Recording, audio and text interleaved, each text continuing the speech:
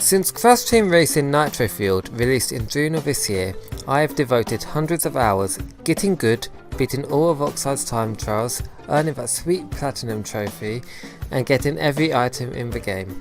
It's safe to say that I'm a big fan.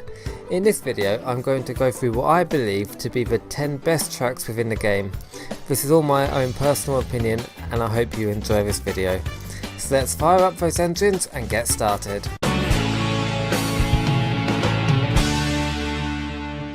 10. KOALA Carnival. KOALA Carnival is the most recent track added to the game, introduced with the Neon Circus Grand Prix. KOALA Carnival is a relatively simple track. It is basically one big oval, but it is visually stunning and has enough variety that makes this a very enjoyable track to race on. You can practically smell the candy floss and popcorn. The whole track takes place inside a circus tent with a couple of neat little touches such as cannons firing chickens, as well as a banner advertising a boxing match between KOALA Kong and Rillaroo. This is one of the many tracks in this game that features a super turbo pad, so you can take advantage of that blue fire and go at insane speeds. This is without a doubt the easiest track to practice maintaining blue fire, and you shouldn't find it too much trouble to beat Oxide's Ghost in his time trial. Let's just hope that health and safety don't shut it down though for setting off fireworks in a tent. Be safe kids, don't try this at home. 9. Mystery Caves. Based on the prehistoric levels from Crash Bandicoot's third outing, Mystery Caves is one of the first tracks that you'll get to race on in the adventure mode. While most of this track is pretty straightforward, you will need to watch out for fireballs shooting out from the lava and try to hit those turtles when they are raised to get a nice airtime boost. Seriously, who knew that these were turtles in the original? No one, that's who. Don't at me. There's also a shortcut that you can choose to take, but I personally feel that it's better to just take the normal route, as you barely save any time and you are likely to lose all your reserves, which could slow you down a fair bit. 8. Polar Pass. Polar Pass is Polar's home track, and it's based on the snow levels as well as the polar riding levels from Crash 2, with seals as environmental hazards.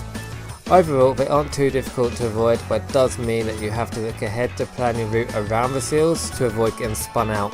There are also two very useful shortcuts in this level, one where you hop over a wall and another where you cut out a surprisingly large portion of a track, saving you probably over 7 seconds of time, which can be very useful in a highly intense race. Although this is one of the hardest shortcuts in the game, so take that into consideration before using it.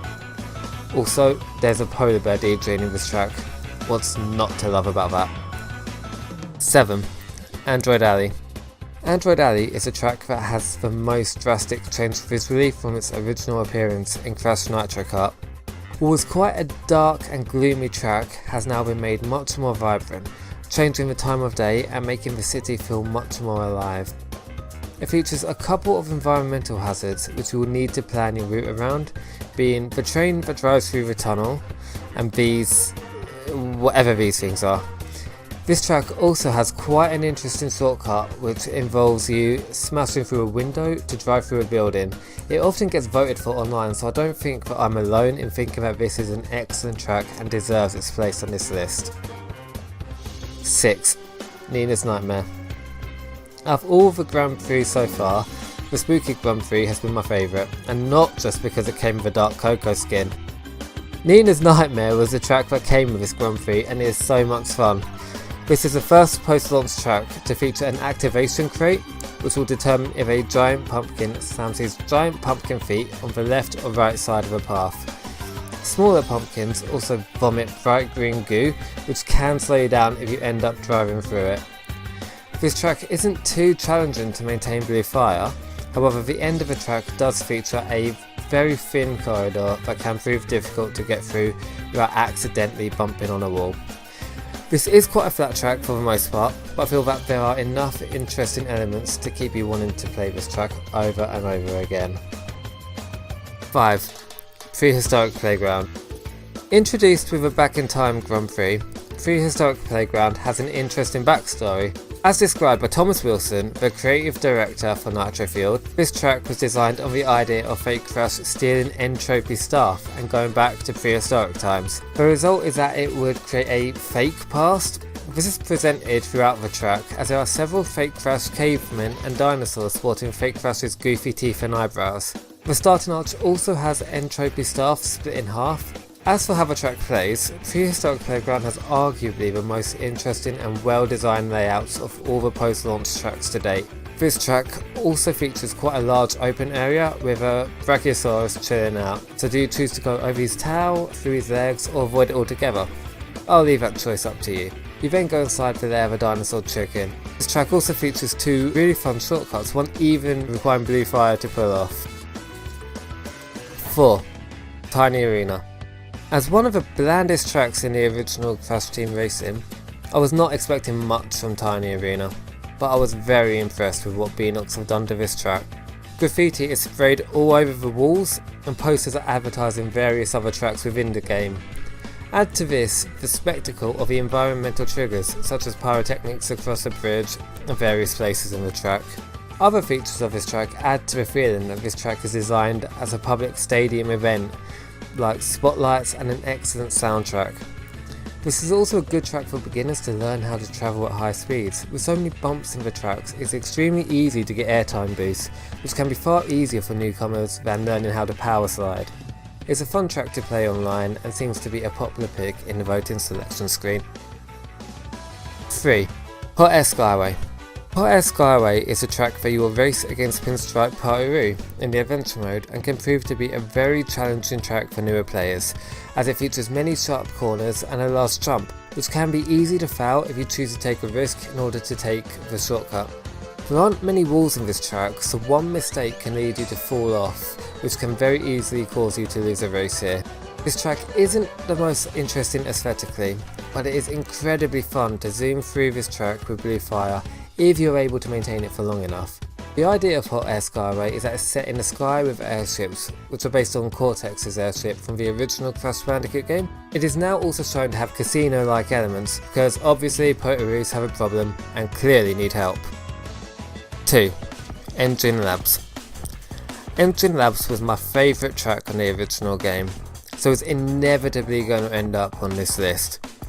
This track features many small jumps and one large one, as well as a turbo tunnel separating the first and second halves of the track. An environmental hazard in the form of a giant rolling barrel features in this level, which can squash racers, possibly knocking them off the track.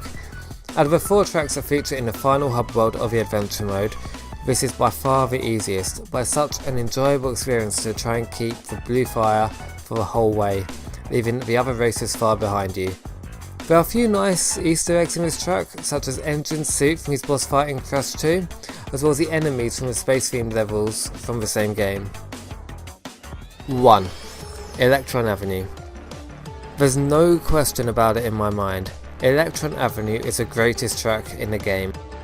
What used to be quite a dull and exceptionally long track in the original Crash Nitro Kart, Beanox have done an incredible job with this track, making it look more like the futuristic levels from Crash Warped and introducing a ton of super turbo pads, meaning that if you lose blue fire at all, it won't be long until you can hit another pad and get it back. Electron Avenue also features my favourite shortcut in the game, purely because it's so satisfying to pull off successfully, although it is definitely a case of high risk, high reward. Failing the shortcut on this track can cause you to lose a lot of time, leaving other players free to overtake you quite easily. As it is quite an easy shortcut to foul, you need to decide if it's worth it for that couple of seconds shorter lap time, or whether you should take the safer but longer route. Overall, this is the track that I always choose if it features as an option in the online track selection screen, and just talking about it now makes me want to pick up a controller and go back to play it. So there you have it, my personal picks for the 10 best tracks in Crash Team Racing Nitro Field. Do you agree or disagree with my picks? Let me know in the comments below, and thanks for watching. Sparks out.